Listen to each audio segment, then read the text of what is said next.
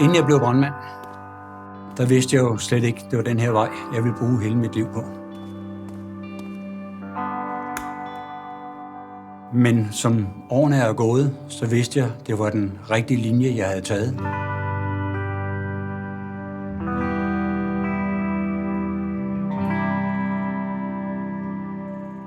Mange af de ting, vi oplever i vores job her, er selvfølgelig ikke lige sjove og rare at kigge på. Men det er selvfølgelig hovedsageligt udfordringerne og hjælpe borgere i samfundet.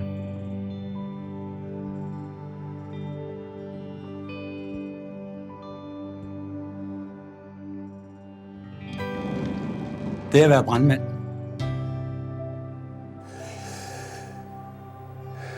der er selvfølgelig nogle oplevelser, som man siger, det er virkelig godt det her. Jeg må indrømme, det er farligt at sige.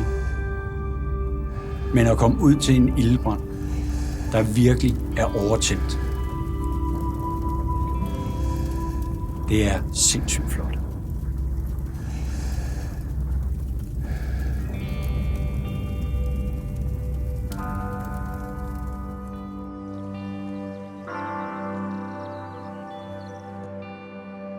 Når man har været sammen i så mange år, som vi har,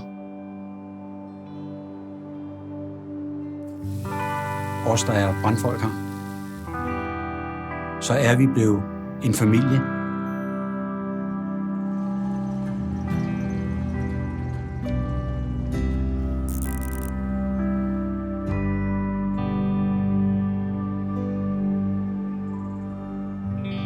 Vores materiel skal være af højeste kvalitet, for det er noget med brandfolkets sikkerhed at gøre.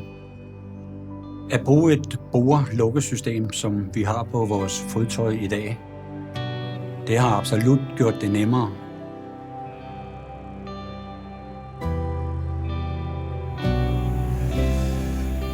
For i det job her, der opdager man hurtigt, hvor hurtigt livet kan blive taget bort fra en.